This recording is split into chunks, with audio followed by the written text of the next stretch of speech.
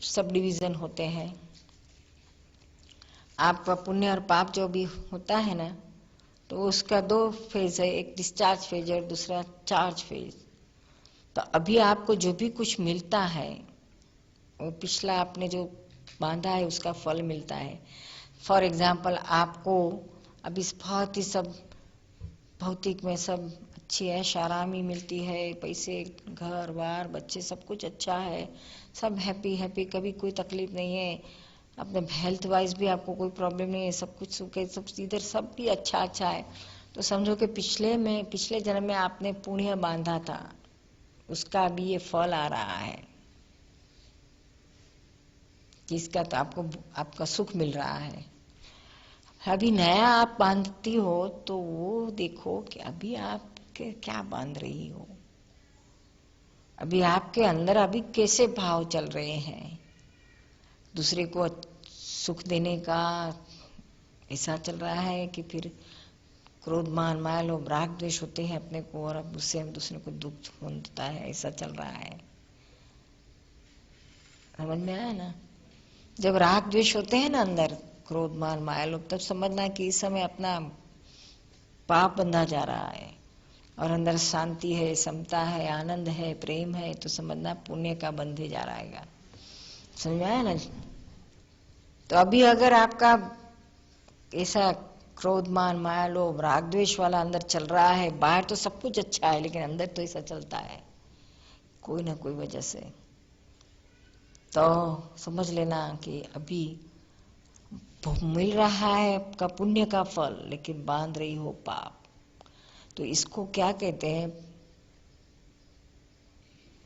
पापानुबंधी पुण्य कहते हैं। बांध रही हो पाप और भुगत रही हो पुण्य, इसलिए इसको कहते हैं पापानुबंधी पुण्य। तो अब अगला आप पूरा प्राप्त हो, अभी जो मिला यहाँ फिनिश हो जाएगा, लेकिन नेक्स्ट में आपको खराब मिलेगा, नेक्स्ट लाइफ में। दूसरा पुण्यानुबंधी पुण्य, यानी अभी आपको सब कुछ पुण्य से बहुत अच्छा मिल रहा है, और अभी नया आप क्या कर रही हो, तो अभी अभी भी आप पुण्य बांध रही हो। कषाय बहुत कम है, किसी को सुख देने की भावना है, अच्छा ये सब, किसी को दुख ना हो, ऐसे ऊंची ऊंची भावना है, तो उससे आप पुण्य बांध रही हो। इसलिए पुण्यानुबंधी पुण्य, इससे आप दोनों साइड का चार्ज भी पुण्य हो रहा है और डिस्चार्ज में भी पुण्य आ रहा है, तो बहुत शांति रहती है, बहुत आनंद रहता है, सुख रहता है, अंदर बाहर दोनों ओर। समझ में आया ना? ये पुण्यानुबंधी पुण्य कितने कोटि कोटि जन्म की इकट्ठी होती है, तब हमको ज्ञानी का योग प्राप्त होता है। दादाजी को मिली थी ना वो, और फिर उसका आगे का और एक उसका कनेक्शन मिलता है, हमारा आत्मा जागृत होता है, वो उससे भी आगे का पुण्यानुबंधी पुण्य। तो पुण्यानुबंधी पुण्य कैसा? बांधते तो बहुत जने हैं, लेकिन उसका हेतु मोक्ष का है, आत्मा प्राप्त करके जन्म मरण के चक्कर में से छूटने का हेतु के साथ जो पुण्य बंधा गया है, वो आपको ये सब सरकमस्टेंसेस इकट्ठा करते हैं, आपको इसमें रुचि रहती है, यही अच्छा लगता है, इसमें आगे बढ़ने की भावना होती है, तो ये सब आपका ही पुण्यानुबंधी पुण्य काम करता है। दूसरा पापानुबंधी पुण्य, वो अपन बता दिया। फिर अभी पाप का तो क्या होता है, आपके पास अभी कुछ भी नहीं है,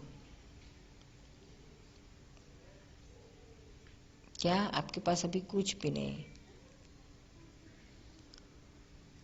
लेकिन सब तकलीफें, सब खाने के भी नहीं है, तो भी अंदर आपको समता है, आपको कोई दिक्कत नहीं है, आप जैसे भी रहे समता में रह के सब प्रश्नों का हल करते रहते हैं, और किसी को हमारे से दुख न हो ऐसी भावना से रहते हैं।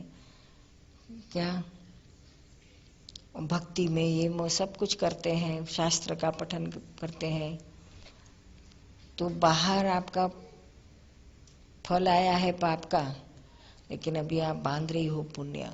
क्या इसको कहते हैं पुण्यानुबंधी पाप। और चौथा पापानुबंधी पाप। पाप से आपको कुछ मिलता ही नहीं है और अभी आप बांध रही हो पाप ही, कषाय कर रही हो, सबको दुख दे रही, आपसे दुख सबको मिलता है, सब चिट आखा दिन आपको होता है, भगवान का नाम लेना भी अच्छा नहीं लगता है, ऐसा सब कुछ, तो समझना अभी भी बंध रहा है पाप। पाप से बाहर भी सब दुख है और अंदर भी है, तो इसको कहते हैं पापानुबंधी पाप। ये 4 प्रकार के मुख्य कर्म होते हैं जो हम हमारे जीवन में अनुभव कर सकते हैं। समझ में आया ना? तो ये जो फल आता है इसका ही है। अगर आपको मोक्ष में जाना है, सबसे छूटना है, तो मैं शुद्धात्मा हूँ और ये सब कुछ कर्म का फल है, इसमें मेरा कुछ करने का नहीं है।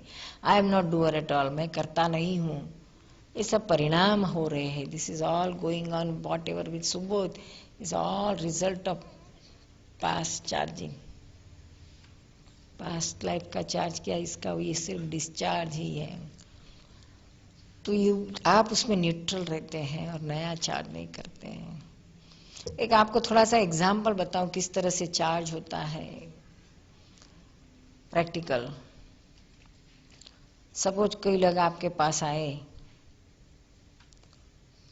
चैरिटी के लिए, समाज के प्रतिष्ठित लोग आए, अच्छे अच्छे काम करने का प्रोजेक्ट लेके आए आपके पास, और आपको कहने लगे कि सुबोध बहन हमको $50,000 दे दीजिए, बहुत काम पुण्य कमाओगे, ऐसा करोगे, वैसा करो। तो आप हाना हाना हाना करते करते दे देती हो $50,000। फिर 2 दिन के बाद आपके पास रमीला जैसी फ्रेंड आती है और कहती है, अरे सुबोध, यहाँ कहाँ इतने सारे पैसे तूने दे डाले, तुझे मालूम नहीं, तू इन लोगों को पहचानती नहीं, ये सब चोर है, सब तेरे पैसे खा जाएंगे, कुछ काम नहीं होगा। तो आप क्या कहोगी? हाँ, मैं एक एक को पहचानती हूँ,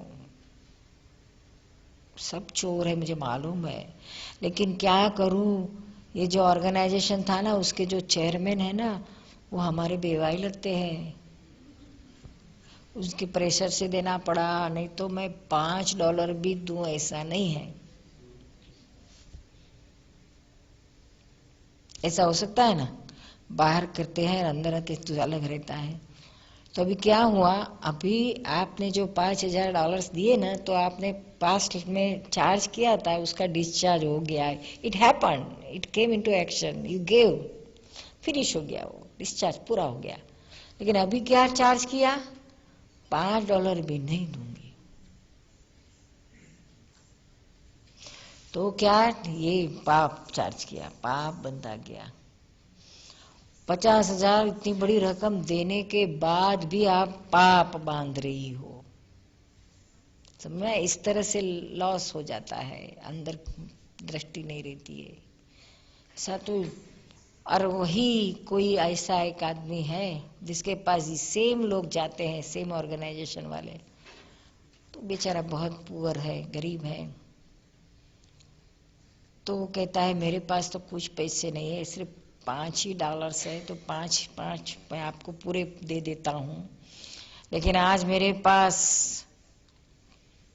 5 मिलियंस रहते थे ना, तो भी मैं सब आपको दे देता था। इतना भाव से, दिल से बोलता है और दिल से 5 देता है। तो अभी देता है, डिस्चार्ज में उसका $5 ही आया, लेकिन चार्ज उसने 5 मिलियंस का किया। बोलो, भाव में कोई खर्चा नहीं है, लेकिन वहां भी हम कंजूसी करते हैं, दिल बड़ा नहीं रख सकते हैं। अरे रखो, हार्टिली करो, जो भी कुछ कर रहा है हार्टिली करो। देना है तो पहले तलाश करो कि मुझे देना है या नहीं देना है, अंदर